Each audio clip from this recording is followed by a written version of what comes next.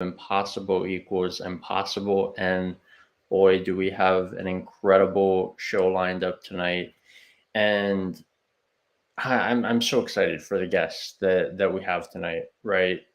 Such a powerful conversation of changing the narrative, right? And I reflect to when I created the show, and what it was all about was having these hard conversations, real raw conversations, because so many people are experiencing a lot of the same things that a lot of people aren't talking about. And this show is really about tackling those topics and getting other people to chase their potential instead of accepting their reality. And we're talking about two of my favorite things tonight. We're talking about joy, we're talking about inspiration, and really using those two things to shift the state of the world right now, right? There's so much chaos going on. And I want to say, before we get into it, sending prayers and condolences to all the people in my network and uh, actual connections who are in Israel, and everyone that's experiencing all the turmoil right now. So, with no further ado, my guest today is Rachel Baribeau. And normally, what happens when you do these introductions is people will list the accolades and all these type of things. I want to talk to you about what type of person Rachel is. And I remember we met nearly 4 months ago on a Zoom call for the Outlier Project, which was a community that I joined that's been absolutely game changing for me. And she exuded transparency and vulnerability that I haven't seen before. And she's really become a dear friend and mentor. And she's taught me so much. I've enjoyed every conversation that I've had with her, and she's had an incredible story. So Rachel is a MOTH award-winning storyteller. She's an inspirational speaker, founder of the movement Changing the Narrative, which has really been focused on mental health, right? And talking about a lot of these things that a lot of people aren't talking about. She's also a transformational coach. She has an incredible podcast called the Joystarters. She's a former national sportscaster, and she's really been a trailblazer in her industry. She was the first female host of a podcast called College Sports Nation. And when I met her, it was a week before her book came out, Relentless Joy. And she also is a best-selling author.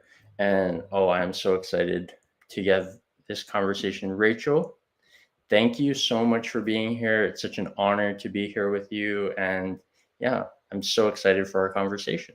Well, thank you for having me, my friend. I'm excited to be here and to interact with people and and to answer any questions and all of those things. I'm very excited.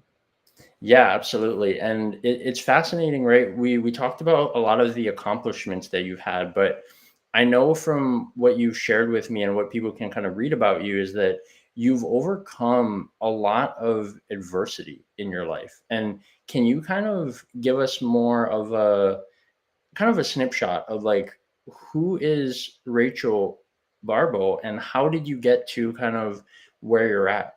Like, how did you grow up? Where were you from? All that type of stuff. Yeah, absolutely. I was a military brat. I am a military brat. So I grew up moving around a lot and hating it then, but loving it now because I can make friends wherever I go.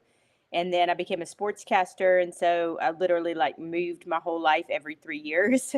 I got married almost 2 years ago. So I joke now and say, I'm not moving again. You know, I'm not leaving. I'm moving again. I live in North Florida and absolutely love it. But yeah, I spent 17 years of my life as a sportscaster, and you mentioned it, but I was the first female host on Sirius XM on their collegiate channels and hosted a show called College Sports Nation. And yeah, so that was pretty amazing. I vote for the Heisman. I currently vote for the Heisman, one of like 800 people in the world that vote for this award, given to the most distinguished college football player each year. And then and then also hosted the first 5 years of the college football playoff. And then 7 years ago, I created my movement. I didn't even know it was a movement then. It was just a talk. It was something that was burning in my soul. And I went and gave a talk, and then they kept going and things kept happening, and I recognized it was a movement, and then it got so big, and then I was trying to be a sportscaster, and also tried to run a national movement, as you mentioned, that's focused on mental health, good love for yourself and others, interpersonal relationships, joy, purpose beyond your job or athletics. And I happened to start in college athletics, but it's now spread out to colleges, beyond colleges, I should say. I'm meeting with the head of the Sheriff's Association for the entire state of Florida tomorrow. I work with Customs and Border Patrol at multiple sectors. I work in prisons. I'm going to my second prison early next month. I work in high schools, K through 5. I work with corporations. I work with people individually with joy coaching and movement coaching, people that know there are blocks in their life that they need help with. And so, yeah, it started with just a little tiny idea, and 7 years later, it's been pretty amazing. But yeah, that's where I started. I was born in Georgia, and just a hustler and relentless, and worked my way up in the collegiate world, and then recognized that I had a higher calling in life. Yeah, that's incredible. And I can relate, because I've been, I can share the same sentiment for a lot of the things that you've done in terms of being ambitious and being a grinder and all these type of things. I'm curious for you, what was it about being a sportscaster, right? Because that wasn't a common path, right? Like, a lot of women aren't like, oh, I'm going to be a sportscaster, right? And what the game of football has kind of meant to you to this day, really. Tell us a little more about that. I was going to do general assignment reporting, but I realized I was not a very, I recognize it now as a superpower. My sensitivity is my superpower. But then I recognized that, then I thought I was too sensitive, and I could not do house fires and car wrecks. And so I was like, okay, I know I want to do something in communications. I know I want to do something in the public. That's what I'm good at. That's one of my skill sets. And then I would say coincidentally, but I don't believe in coincidences, I got sent out with the campus TV station to cover. I was working for the campus TV station to cover a baseball game, and I did my first, sports interview, and that was pretty much all she wrote. Not long after that, I got assigned to the Syracuse Auburn game, and I was on the sidelines and getting footage and doing all the things for the television station, and I fell in love, and I never looked back. That's what I did for 17 years. Yeah. Yeah, that's powerful. And your book that you wrote, Relentless Joy, has been incredible. I know when I moved to, yeah.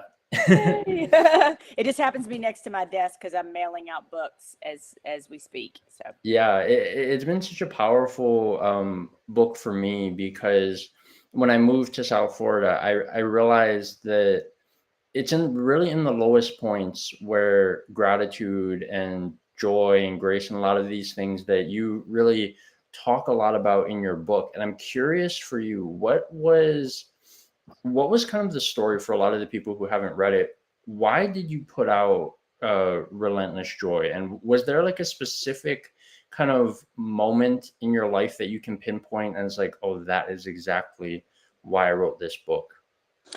I mean, I knew I was called to write a book. I tried to write a book several years ago, and there's a chapter in this book. Again, I don't believe in coincidences, but interestingly enough, I should say, that took place in Israel, and I have Jewish blood running through my veins. I heard what you talked about earlier in the intro. Also have Palestinian friends, and so I am thinking about a lot of people there and the innocent that have been affected by this, and war, and the innocents that will be affected by this, and the hostages, and the children and the elderly, and all of that. And so when I was in Israel, I had tried to write another book. It did not go anywhere, and I was heartbroken, but I never gave up the dream. And really, God didn't let me give up the dream. I was there was probably a couple of times where I wanted to throw in the towel, and he just kept bringing it back up, where people would say to me, why haven't you written a book? Why haven't you written a book? Why haven't you written a book? And And I was like, I tried. And then I had a friend of mine who's a pastor. I did his podcast, and he said, you're going to write a book. And I said, I tried. And he said, no, you're going to meet my book agent. And within a week, I was on the phone with his book agent. Within 2 weeks, I'd signed. Within 2.5, 3 weeks, we were already working on a proposal. So that was early 2021, and that was spring, winter of 2021, and by August we had a book deal. So I would say to people that have something that they have a dream to do, a business, a movement, a blog, music career, a trip, a language, whatever it is, and no is a lot of times just a not right now, unless it's in dating. I always laugh and say dating and no is a hard no, like although we don't want you to stalk anybody. So, it just wasn't the time for my book, during that time, right? 2018 was when I was trying to pitch a book. And what I believe now is enough of the story had not happened for that book to be, compelling, right? And now I'm getting ready to pitch my second in January. Wow. Yeah, that's so fascinating. And it's funny that you talk about this idea of the book, right? Because for me, that's also something that I'm personally working on, is writing my book. We've talked about this, and I remember for me, what you told me something that really kind of hit home, because especially on social media, right? Like you see so many people who are writing books, and a lot of people are doing these anthologies, and it's really kind of become all about the vanity aspect, right? Of like being a best-selling author. Like they just want the title instead of actually having your book essentially be kind of like your story. I remember I was at an event and somebody said that your book is your personalized kind of business card. Yeah. And I thought that was a really interesting perspective. And I'm curious for you, like, obviously one of the most powerful videos that I've seen, and I don't know if it was the night of or if it was like a day or before after, but I remember I had a long day and I was just like posting a story or something on Instagram. I was about to go to bed and I came across a video that you made, and I believe it was a live, and I think I caught it live, but you were just so overfilled with joy when you found out that your book um, got or became a bestseller. And you said something that really kind of hit home for me, because for you it wasn't about like being a bestseller, but it was about like really seeing kind of the culmination of the journey, like really finish, right? Because like you said, when you first started, you were told no, and you're like, oh, but I don't even know if I meant to write a book. Yeah. And then you got to see that finish.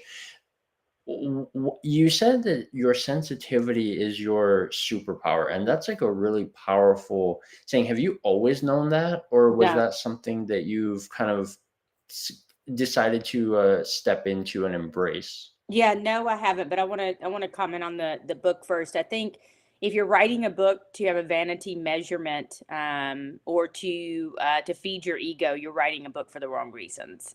And I truly believe that. Inside my book it's part self-help, it's part memoir, it's part history, it's part encouragement. There's like almost a little workbook journal feel to it as well. But there's some of the hardest parts of my life, like the ugliest parts of my life. And I was terrified to put it out, terrified, but called.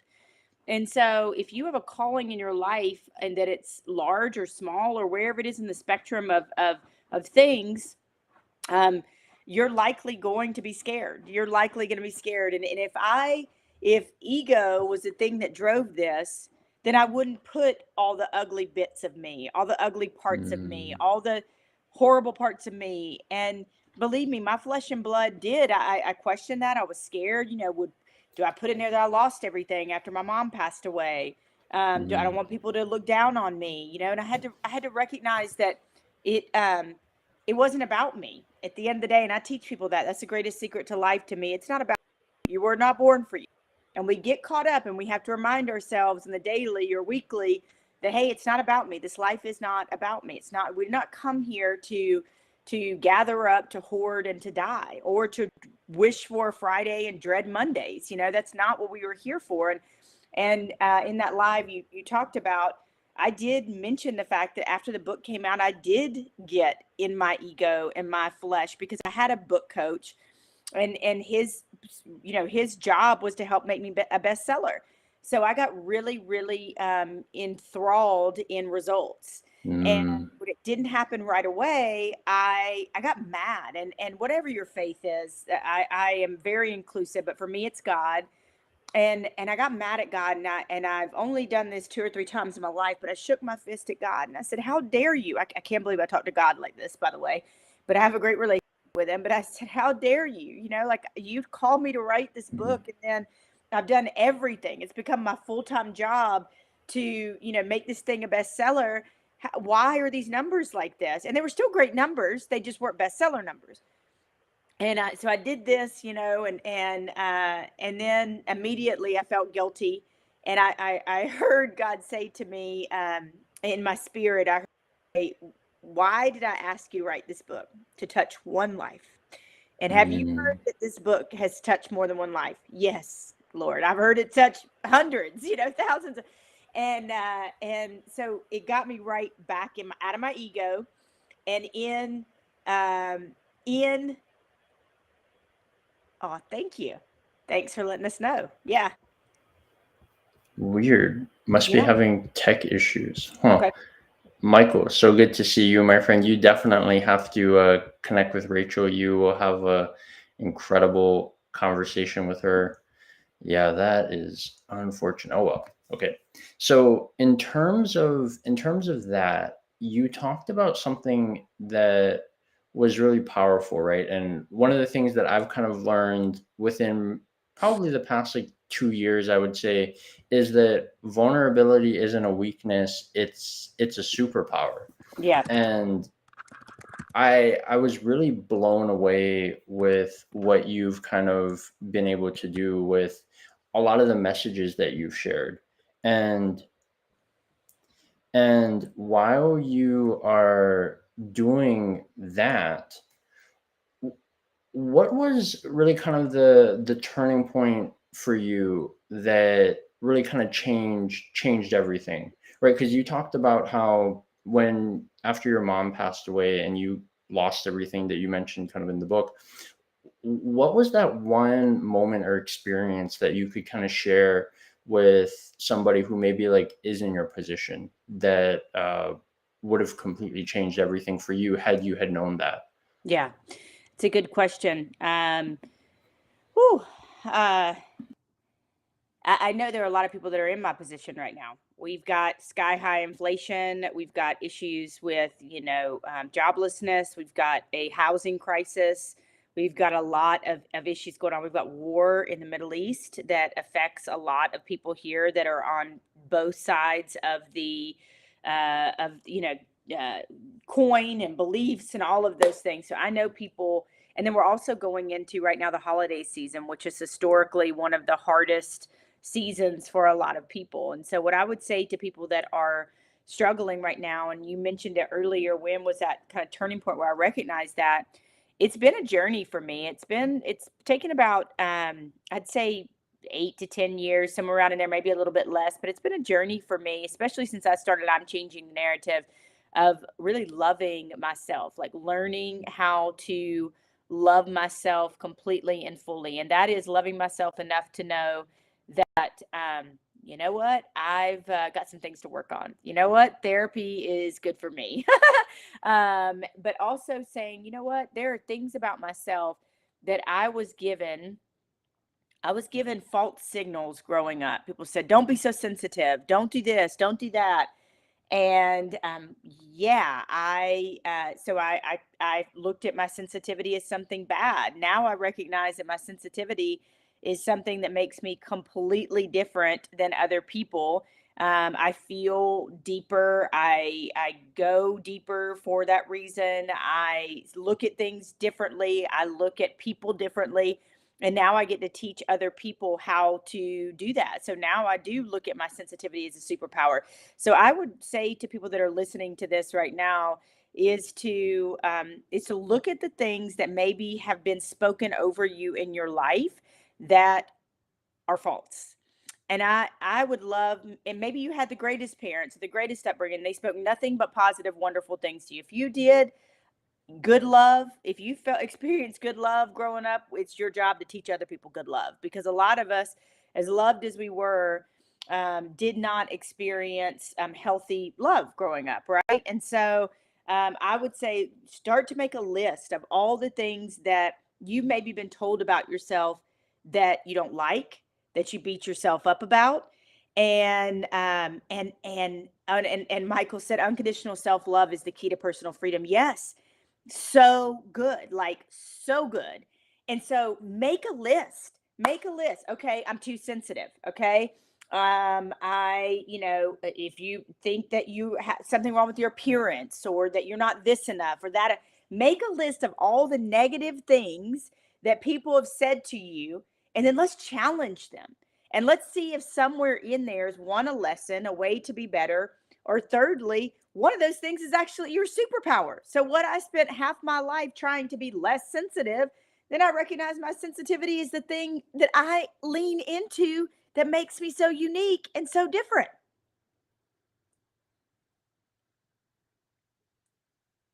And I love it that you are hustling behind the scenes, my friend. You make it work. I love it, Paul. I know that you are getting to it over there, trying to get this thing on LinkedIn as well.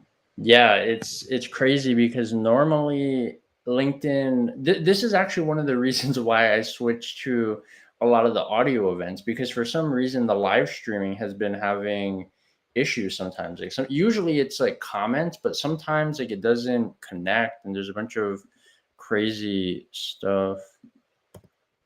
So I am trying. Mm-hmm. And Take your time. that was a really powerful share that you had, and I know for me that definitely would have been helpful to know. And where I want to go next is, before we talk about this whole I'm changing the narrative thing, right? Like, how did you come to becoming a speaker, right? I know you mentioned that you were kind of like a journalist, and you did that, so there was a lot of maybe kind of tie into that. But what was it where you decided to, like you had mentioned, right, started speaking in schools and prisons and corporations and all these other things? What was it for you that was like, oh, I need to do that?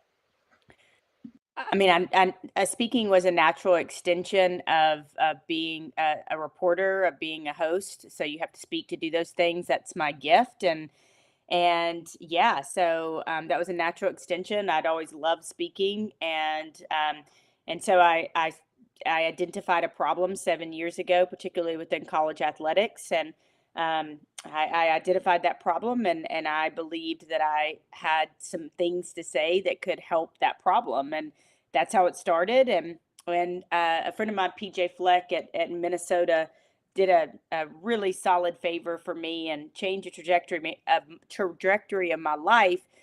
He called me in after a talk, and he said, if you'll be able to give another talk besides what you gave tonight, he said, then I will continue to have you in year after year. And what he did was he gave me an edict, if you will. Like, he gave me an ultimatum, like not an ultimatum, but a challenge. And so I began to, people ask me what I do when I'm not on the road. I'm not on the road for the next few weeks. And what do I do? I'm studying, I'm watching other speakers, I'm connecting, I'm leveling up, I'm studying psychology and relationships and reading books, because now I can speak on joy, I can speak on purpose, I can speak on interpersonal relationships, I can speak on mental health and soul care and purpose beyond your job. And if he had not said that to me, maybe I might be, here I am 7 years later, and I might be still giving the same talk, the same signature talk that some people teach you to give. And I just don't agree with having a signature talk. I think you should be somebody who can speak on a variety of subjects. I mean, obviously you want to master a signature talk first, but I think you should be able to speak on other things. And Michael said our perceived flaws are our greatest gifts and unique brilliance to bring to the world.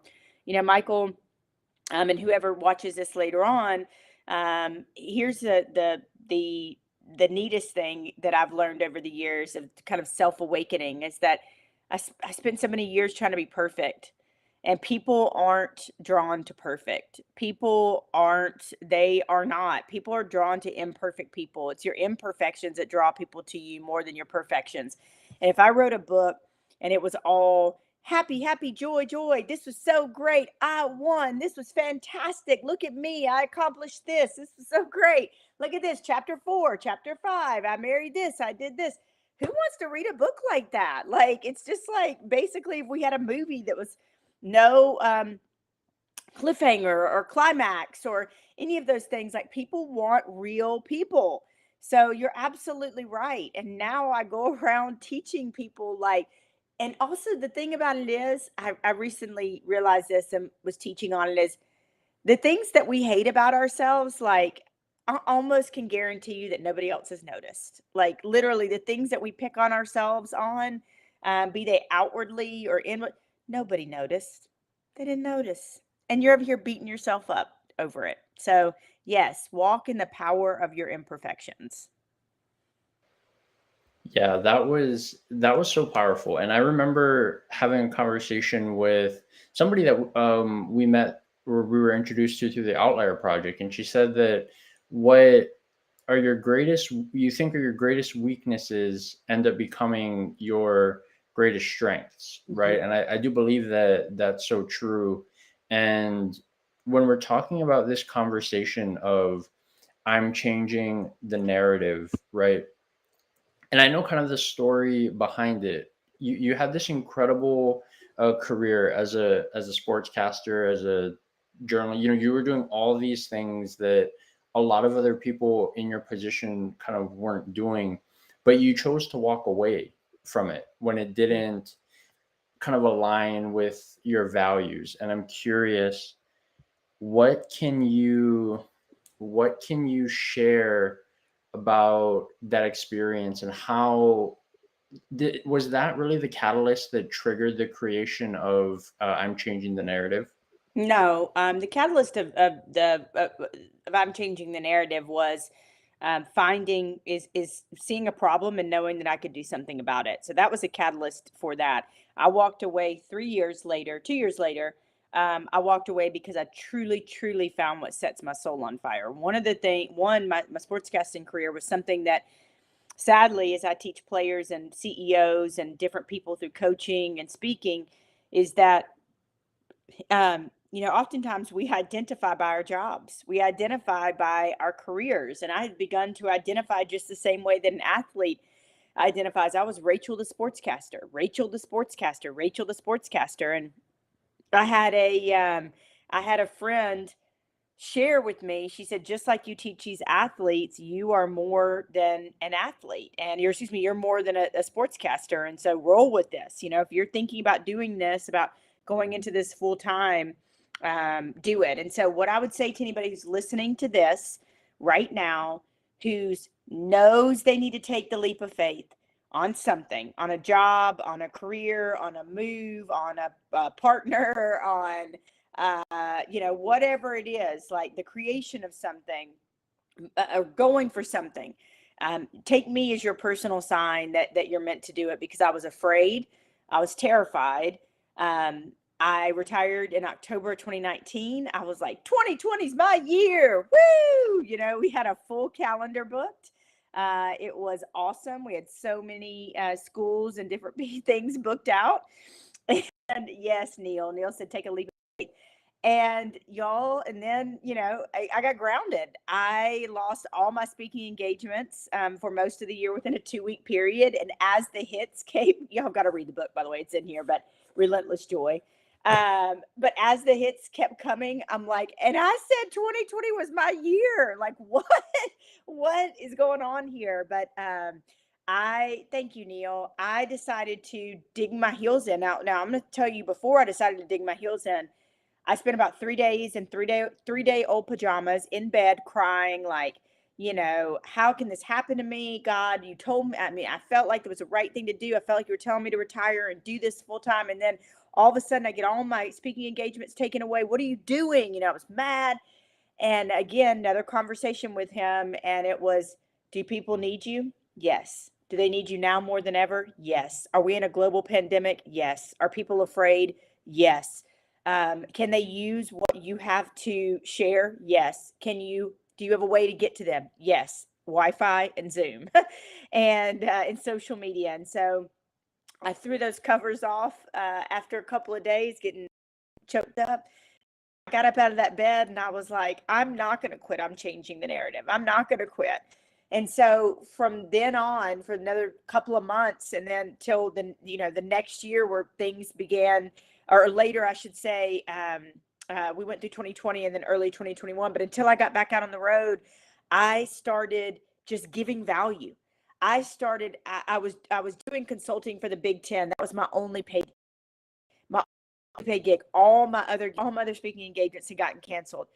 And I decided in the rest of the time, I was going to give value. I was going to talk to teams. I was going to talk for free. I was going to study psychology. I was going to study myself. I was going to study the grass and, outdoors and self-help and all the things. And so when I was finally able to get back out on the road, oh my gosh, I was a force to be reckoned with, because I went through it, lost everything. And just before that, I had lost my mom. So, the year before, I'd lost my mom, and a trigger warning. I thought about taking my own life. And then I decided to retire. And I think, like I said, 2020 is going to be my year. That happens. But all those things, like Neil said, setbacks are our setups, were a setup for me, and are parts of a story that I can tell other people. Don't quit. Don't tap out. I was just texting somebody, a girlfriend who has a business, and was discouraged. And she was discouraged and getting down on herself. And I said, don't you dare tap out. You are so close. You are so, this friction that you're feeling tells me you're so close to a breakthrough. You're so close to something amazing happening for you. And you wouldn't experience, thieves don't rob empty houses. You would not be experiencing that friction unless you're doing what you're meant to do and close to something. And so I would tell you, if you've been thinking about taking a leap of faith, I am your personal blinking, flashing sign of joy. My middle name is Joy, to tell you, do it. And I would tell you that you're going to be afraid. Do it afraid. And I would tell you not to tap out, not to quit, and that the world needs your idea, your invention, your movement, your business, your relationship, the dog you're going to adopt, the cat you need to do it. You need to do it. And I'm the one to tell you to go after it. And Neil, I would love to connect. Let's do that. I'm going to give away my website.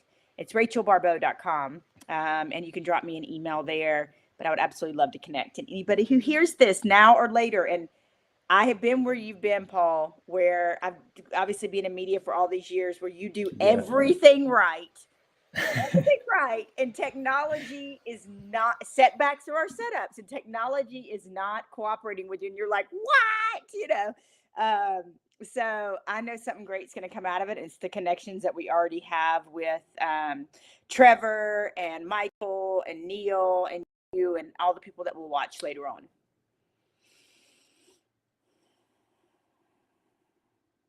He looks like he is he is in it. I love it. You should be glad that you have a former host that can just take the mic while you're doing the behind the scenes stuff. Neil said thieves don't rob empty houses. They don't. If you had nothing valuable, why is a thief coming into your soul, into your home, right? And what I teach about is soul care, which is deeper than self-care. Self-care will tell you to go take a bubble bath, get your hair cut, go get a workout in.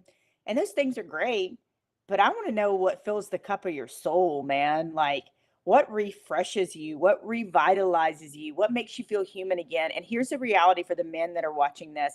We don't talk to men enough about mental health and soul care. And so I do that. I talk to women too, but we don't talk to men, which are called kings, enough about that. And it's why we have an epidemic of suicide plaguing this land, both men and women, but especially men. And so I teach men to literally get back to when you were a child and thinking about the things that you like to do as a young child that you still like to do today. And then going over to the next part of your journal and putting the things you love to do today that make you feel like a better human: napping, hiking a mountain, going on a mountain bike, reading, being with family, playing the guitar, meditating, reading, praying, whatever, watching a movie, going to the beach, whatever those things are that like specifically fill you up, not just a workout, and then working out's great if it really, really fills your cup. Yeah, it does endorphins, but I'm asking you to go deeper than that. And sometimes soul care means forgiving somebody, getting in therapy, like doing the hard, funky junk stuff that you don't want to do that eventually will pay off. And I believe if you start to tend to your garden, your soul as a garden, and recognize when you need to pull weeds and what you need to put in and fertilizer and how to keep your cup full. I'm always thinking about my cup. I'm like, okay, this is a cup of my soul. What have I done lately to fill this? Today, I was telling Paul, I have a bonus daughter. On Wednesdays, a lot I get to pick her up. And so we've started this thing on Wednesdays where we go get ice cream, and we go to either a junk shop or we go to like Ulta and we shop and we hang out and we just hang out. And she's awesome. And it's become our time. And that fills the cup of my soul and helps me be a better Rachel in every single part of my life. Yeah, that was powerful, Rachel. And I want to apologize to you because this hasn't happened to me before. I've probably done like over 200 events on LinkedIn, and I've never. I feel so honored.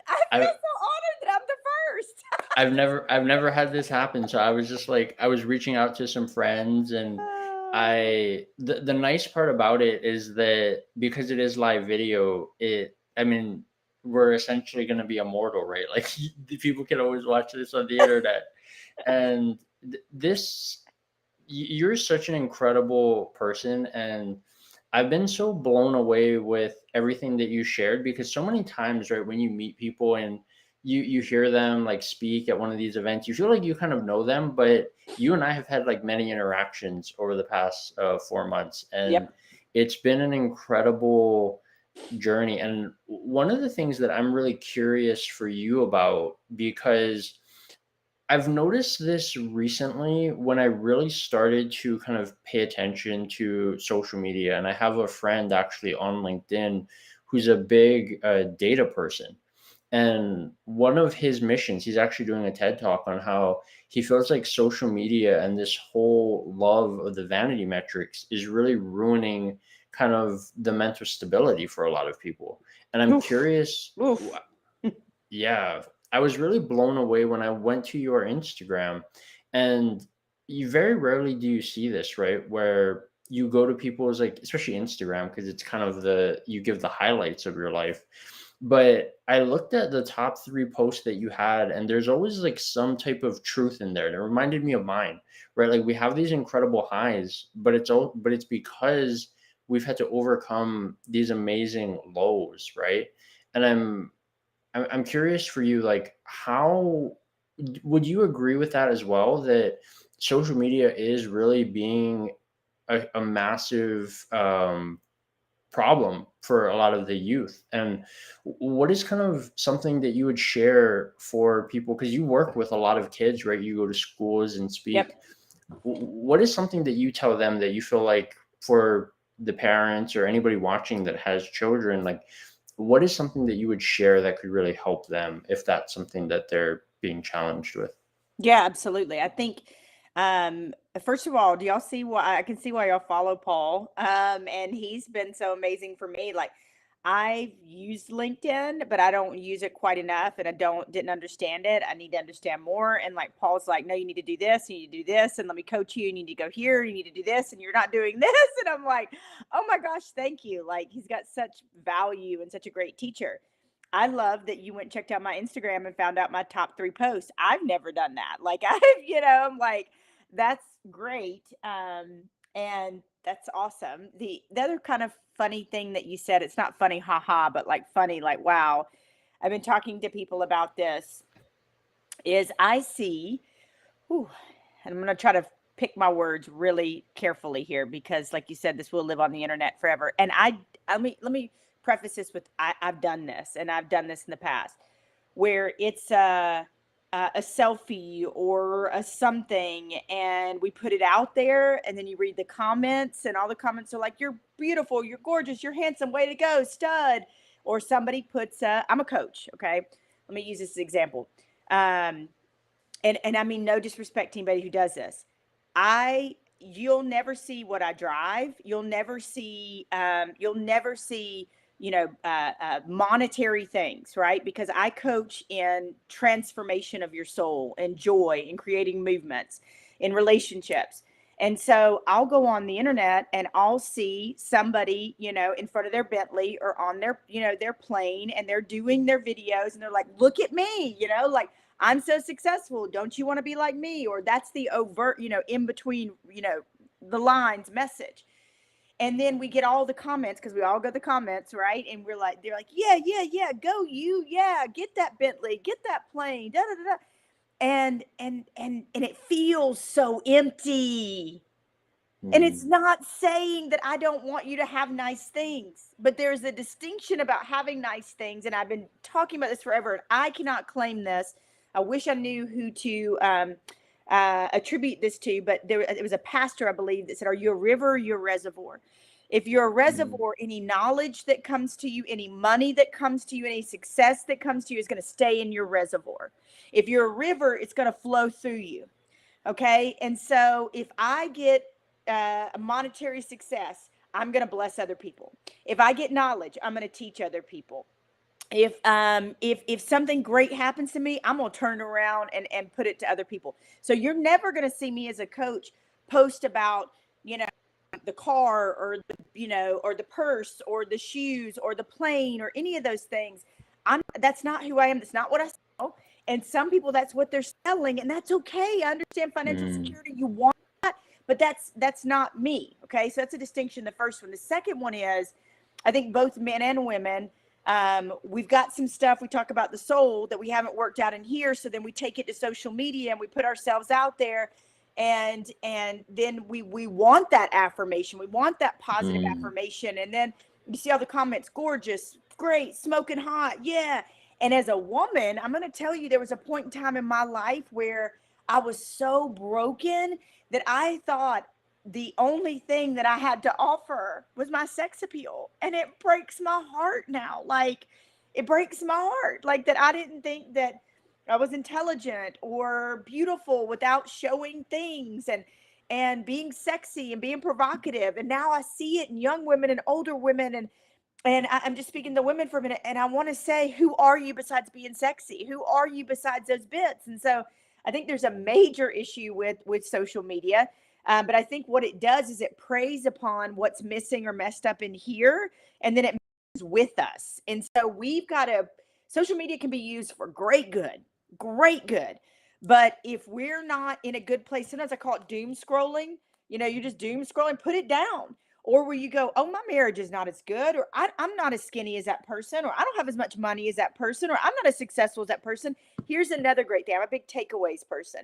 Here's another thing that I'll teach you to do is, it's a human natural reaction. Okay. So let's just say Paul and I are, we are competitors, and I don't like to look at people as competitors, but at one point in my life I did. And Paul got a big contract that I wanted. And I found out Paul got a big contract that I wanted. Old Rachel would have been jealous.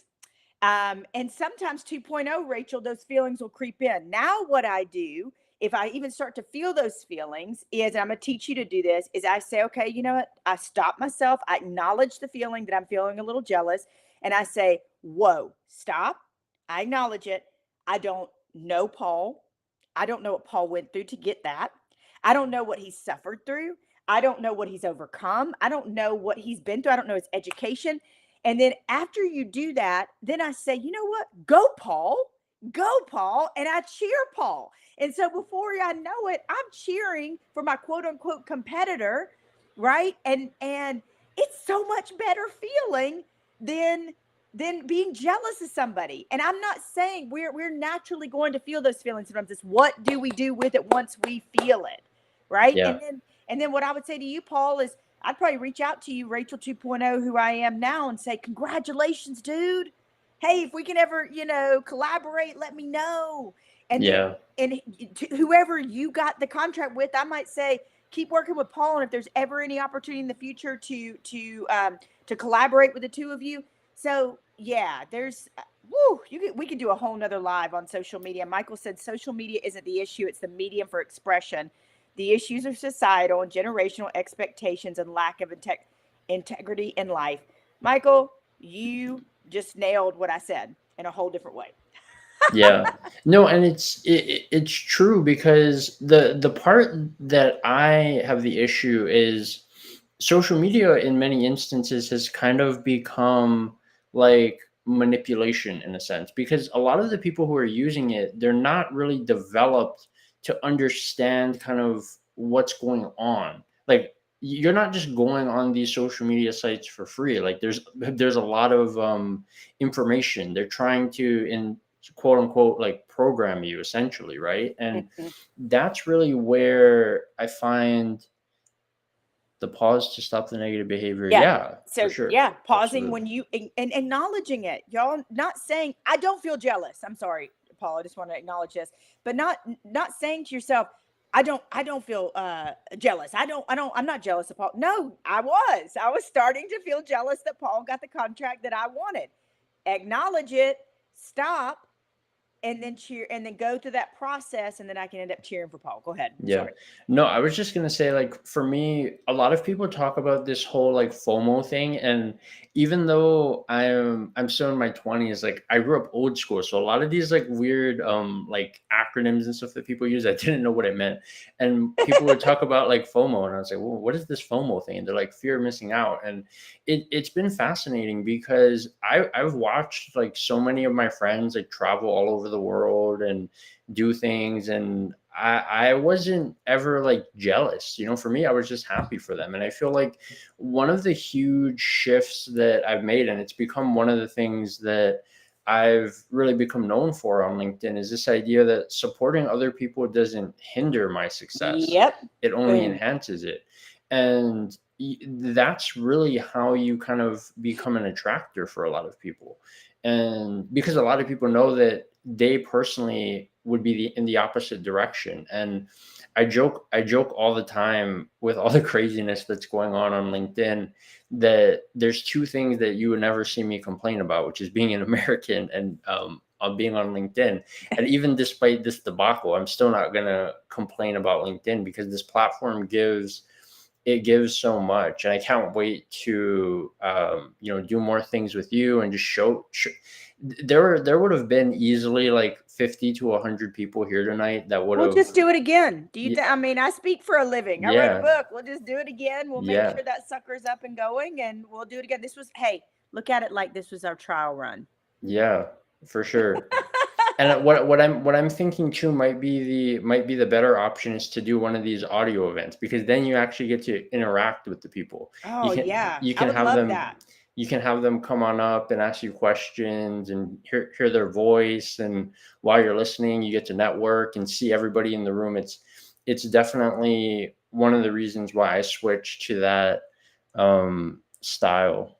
Um, He has a good thought. If I may, yeah. he said if each individual faced themselves, then social media wouldn't have the power over us we give it. Mm, In the 90s, it was rap music and TV. It's societal manipulation from those that control it. Look, you're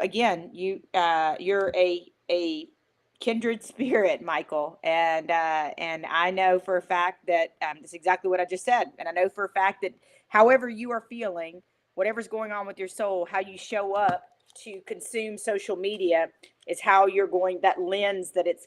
So let me share this with you. If she wasn't my friend, she would be my therapist. She's that amazing. But her name is Melanie Reese, and again, another takeaway for you if you're taking notes.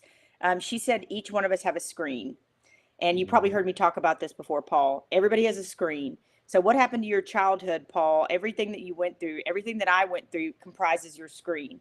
So all the things that we talked about, like somebody telling me I was too sensitive, having some daddy issues, so like abandonment issues, like those things make my screen up. Unless I'm attacking my screen with the sword of truth, which no, I'm not abandoned.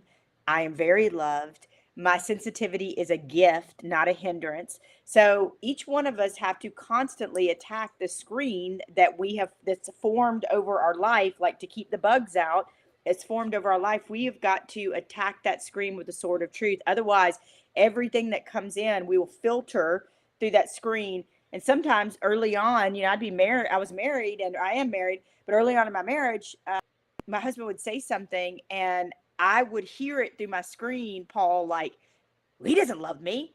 Mm, Like, and I would walk away and go, and my husband would be perplexed. Like, I didn't mean anything by that. Like, how did you even get that? mm. Like, from what I said, it was my own junk. And unless you're attacking the screen with the sword of truth, you're going to experience a lot of junk from people that didn't mean it that way at all. Yeah. No, you're 100% right. And that's like one of the things, it's really become probably one of the most powerful life lessons for me that I've learned is that everything in life is relative, right? Like what means nothing to me could mean like the world to somebody else. And a lot of people talk about empathy, but you really don't understand people unless you've actually walked, every step in their shoes. Because even just one step in an opposite direction could lead to a completely different life. And you taught me something that was so powerful, right? And I've only met a handful of people in my life who really looked at me as kind of I'm trying to think of the word, like an individual versus like my age type of thing. And you talked about how one of the biggest lies that we were sold is that I'm not there enough yet to Mm-hmm. help somebody else. And I really thought about that. And what I've really realized is that even when I was like 16, 17 years old and I had no life experience, but I was supporting my family, I was like, there are so many people who were in my position who are older and younger, and they didn't know like half the things that I knew. And the problem is, and I'm curious on your thoughts on this, we're always trying to like reach up so like so much. We're just trying to grow. We just want to like get to the top. But we don't forget that if we look back, there's so many people that we could help to surpass what we even think is possible. And that's one of the really big reasons behind this whole idea of impossible equals impossible is that really the I had to learn the hard way that what a lot of people saw for me as like their ceilings was really kind of my floor. And it changed the perspective of my entire life because I Mm-hmm. realized like I'm not living on their time or their perspective of what life is, right? I have my own vision. Mm-hmm. And yeah. So true. Yeah. The lie that Paul was referencing, the lie that we tell ourselves is, yeah, I'm not healed enough. I'm not smart enough. I'm not educated enough. I'm not old enough. I'm not young enough to do these things. And so then we just talk ourselves right out of helping people, of being with people. I have a saying in the movement that says, when you get there, throw the rope back for somebody. Mm, And many of us never throw the rope back because we tell ourselves lies that we're not educated enough, we're not in therapy long enough, we're not successful enough, our bank account isn't this enough to be able to throw the rope back. And we end up stranding a lot of people. And that is so true. I another one of the gifts that I know now that I have is I have very good friends, dare I say best friends, that are like 16, I'm not kidding you, and 86. Like, I have this gift of being able to relate to people when I am, older people, much older people, and then high school age people that are like, I love you, you're my best friend. I'm like, and you're mine, like, and they'll call me if they need me, and I'll, point them to resources if they need me. If they just need a friend, yeah, I'll be their friend. So, Paul, I never looked at your age.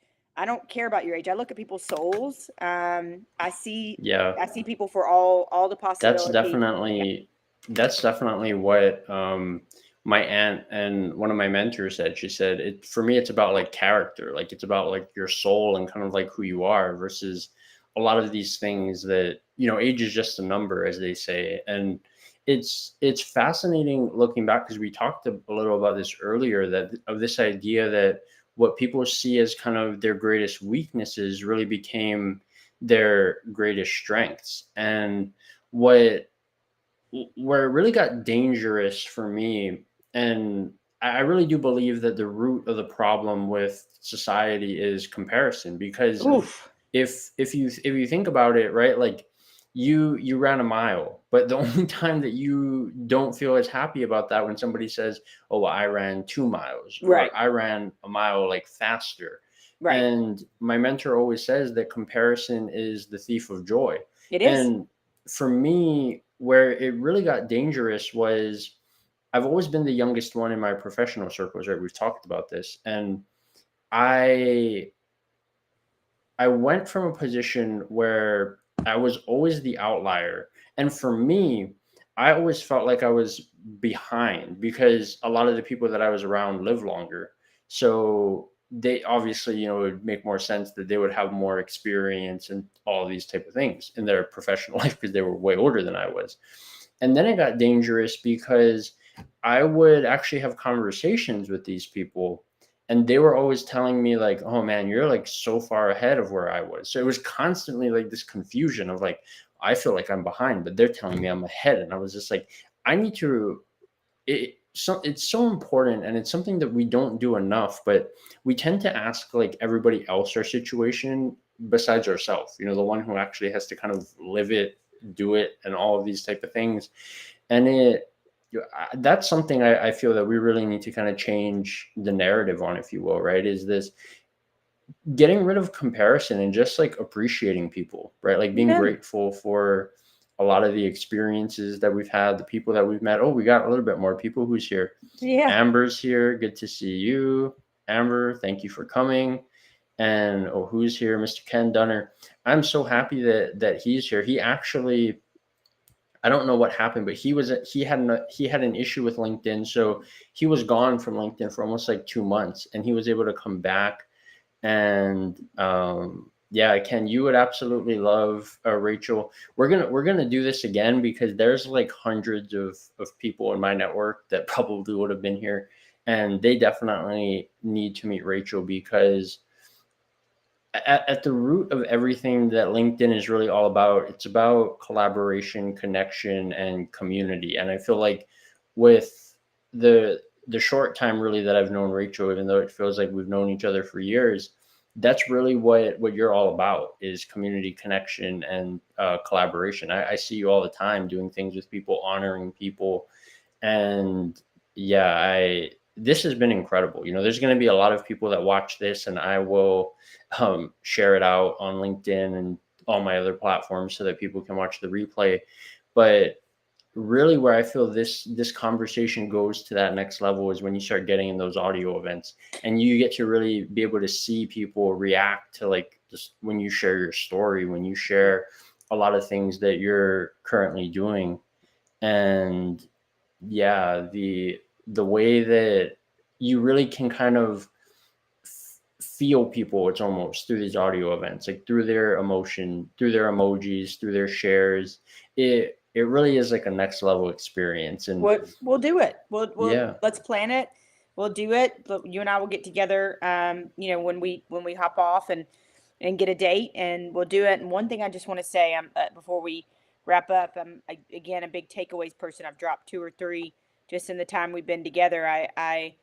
I've heard great speakers in my life, and they got me going, but I didn't, they weren't necessarily takeaways to apply to my own life, and I found myself cut right back in the same boat not long after. And so I'm always asking people to insert themselves in my story and have takeaways.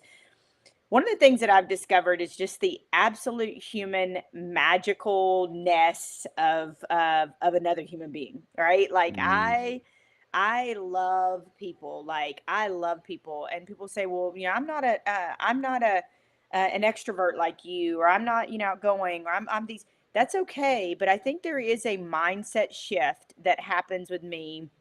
Like for example, when I go on the road and I'm traveling, if it's an airport or wherever it is, I go and pack like 2 or 3 books because I know that I'm going to end up meeting people that need these books, that like I can mm, bless with the book, and like they're like, "What, me?" And I get to write in it. And I just make up my mind before I go, like the adventures I'm going to go on, who am I going to meet, and who am I going to get to touch, and who am I going to get to hug and love. And I should write like a whole separate book about my airport stories, about the people that I've met and the things that have happened at the airport. It would blow your mind. But when people say to me, I'm not that way, but you can be in your own unique way. And that's Mm, before you leave, you make a conscious decision to say, I see another human being as a miracle. I see their infinite value and their worth, and I choose to show them compassion, even when maybe they're not being kind. I'll give you a very brief example before we hang up, but we're all going to mess up. We're all going to mess up. We're going to screw up. We're human. For example, the other day I called my vet to get something very ordinary. They told me that I had to bring both cats in just to get this ordinary flea treatment. I'm in my busy season. I'm like, to put 2 cats in a carrier and get them to the vet and, just for flea treatment. I'm like, are you kidding me? So I was kind of short, maybe borderline rude. I hung up the phone and I knew what I had to do. I called back and I apologized. You're not going to always get it right. You're going to screw up. You're going to mess up. But it's really in those times where you go, okay, maybe I need to go back and apologize. Maybe I need to make that right. But it's really setting yourself up and deciding that you are going to be about other people and you're going to show them compassion and grace. And sometimes that person you need to show compassion and grace to is yourself. yeah, Ooh, that's we are powerful. our own worst critic, and we would never speak to somebody else a lot of times the way that we speak to ourselves right in here. Yeah, that was powerful. There was one question coming in that I wanted to ask you, and then Yeah. I'll give you final thoughts. So I've kind of realized that LinkedIn in business, like in and of itself, really is all about storytelling. And it's been fascinating for me as I've seen LinkedIn really evolve over the past year to really be all about storytelling and people sharing it, kind of incorporating their personal life into their professional life. Yep. One of the things that we mentioned when we read the list of accolades that you've done is you're a MOTH award storyteller, which is kind of like the most prestigious award for a storyteller. And I'm curious for you, what would you say? Well, one, can you kind of explain a little bit about kind of what it is? And I don't know if it like stands for anything, but what I'm really curious about is what would you say is the difference between great storytellers and good storytellers? Very, just right off the top, very easy: vulnerability. Mm, Vulnerability, willingness to go there, to share your happy, to share your sad, not masking your emotions. Again, I used to apologize for crying. Now I'm like, I ain't gonna apologize for crying. Like, means I feel. There's people out there yeah. that wish they could cry, wish they could emote, and they have a block. They can't do it. I'm not gonna apologize for crying and for feeling emotion. I think just a vulnerability. And I do a podcast, my podcast, Joystarters Podcast. To this point, it's not in a studio. It's not highly produced. It is highly produced on the back end, but literally, I have people, and I love them. God love them, but they're like, I'm going to start a podcast. I need to buy $3,000 worth of equipment. I'm like, you've got it right here. Yeah. You've got it right here. This is where I do my podcast. I record it to voice memo. I send it to my podcast girl. Then she does all the things. But why am I sharing this? I'm sharing this because my podcast is, you hear me stumble and bumble. You hear me cry. You hear me say the wrong Mm, things and then correct myself. It is literally behind the scenes. It's the story behind the story. It's, okay, you saw me on social media in DC. Here's what happened, leading up to that. Here's how that happened. Here's, the rest of my time in DC on a solo vacation. Here's the thing that broke my heart this week. Here's, so I would encourage people tonight before we jump off. You think you have to have it all together and you need to be perfect and you need to be better before you start. Boo, start now. The time is now. We are not promised tomorrow. I'm not promised to wake up tomorrow. You're not promised to wake up tomorrow. We don't get that promise. So I'd rather go to bed tonight and Paul will, and you guys will, for listening, and go, yeah, man, be jacked. Like, I'm living. I'm going to try. I'm going to make mistakes. I'm going to say the wrong things. I'm going to, but I'm doing it. I've yeah. got the purpose and the passion and the satisfaction that I'm out here doing some things. Yeah. Yeah. No, and it's so true what you said, right? Because so many times people feel like, oh, I don't have this. Like I look at some of the greatest podcasters in the world, and they started out in like their closet, Yeah. and it's like it really is all about action. And it's funny because it's Ken asked if it's on. It was supposed to be on LinkedIn, Ken, but there were some technical issues. But this is like really where you kind of figure out like what people are made out of, right? Like when things go wrong, I always say people find out kind of like who you truly are, because Yep. so many times, like I just know like so many of my friends who do live shows and events, and if this happened, they'd be like, oh, screw LinkedIn and all these type of things. And I'm probably going to end up making a video honestly after this, and just like being grateful for LinkedIn, because I've met so many of the incredible people here through there. And it's like, I'd say that's a pretty good track record. I've done over 200 of these events, and this is the first one. And we made the most of it. And this has been an incredible conversation, Rachel. I knew that when you and I first met that we would be doing things, that we would be really close and connected, because it was almost like the first thing that you shared. You didn't know any of us really besides Scott, and you kind of let us into the challenging things that you had to overcome. So I know that I know a lot of my friends are just gonna be blown away. And I just want to thank you so much for being here. And before we leave, I want to offer you final thoughts and anything that you want to share, anything that you want to promote. Yeah. Go ahead. Yeah. Just everything. I had a complete rebrand when my book came out. Everything is under one roof. If you go to rachelbaribeau.com, if you hit contact, nobody gatekeeps my email. It goes straight to me. I answer my own email. If you sign up for the mailing list tonight, I want to give you 30 days free in our Joystarters Club. And that's where I send out text messages a couple of times a week. Each month we have a challenge. We have a once a month meeting. You get a physical journal. Let me see if I have my journal here. It's somewhere. But you get a physical journal. You get a 30-day affirmation journal. You get access to my course. Like, you get a lot of freebies. And it's a cost of a cup of coffee a month. It's going to go up in the future. And I'm offering anybody who sees me on live events, who sees me speak, who interacts with me in that way, 30 days free. So all you need to do is sign up for the email list. That's it. I will go and check who signed up for the email list tonight. And then we'll do this again when we do the live. I'll make the same offer. But if you go to rachelbaribeau.com, and again, it's BARIBEAU.com. If you put in any variation of that in Google, it'll help you find me. Google's great on that. And then just hit mailing list, join Joystarters mailing list. And I'll make sure that happens. But there you can find out about my coaching. I take very few clients. I work with people and teach them how to create movements, how to have more joy in their life, in their work, in their professional lives. Right now I'm coaching an NFL executive, 2 CEOs that are also best friends and females that own a company.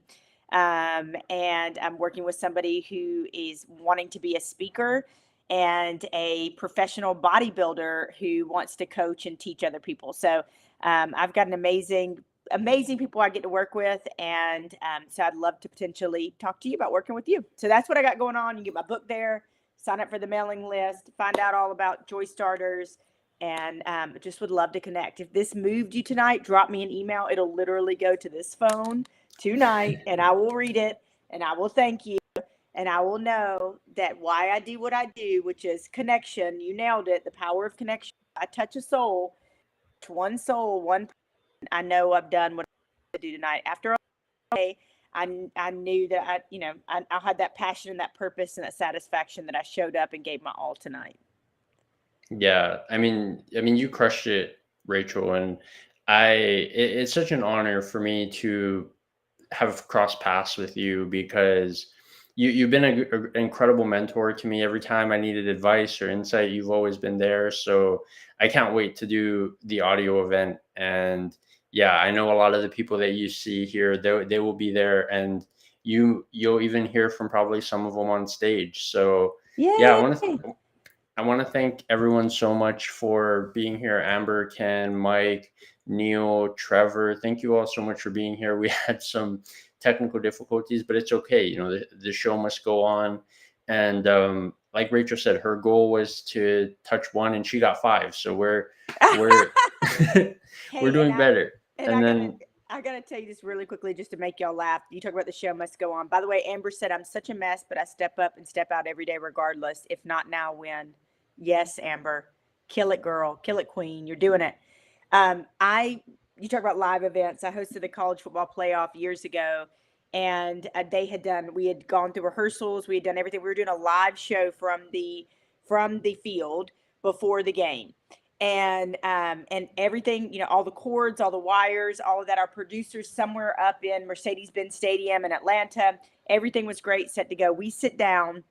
We are 30 seconds from a live show, and my mic is out. My earphone is out. And so I can't hear prompts. I can't hear tell me when to stop. I can't hear anything. Now I can freak out and run away if I wanted to, but that's really not an option. Like it's contracted to be there. So I had to figure it out.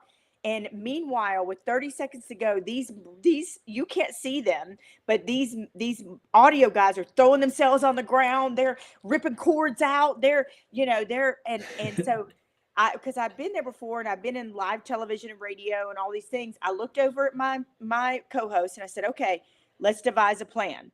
And the plan is you're going to tap me on the leg when it's my time to go. And then you're going to tap me again when you get the signal that I need to shut up.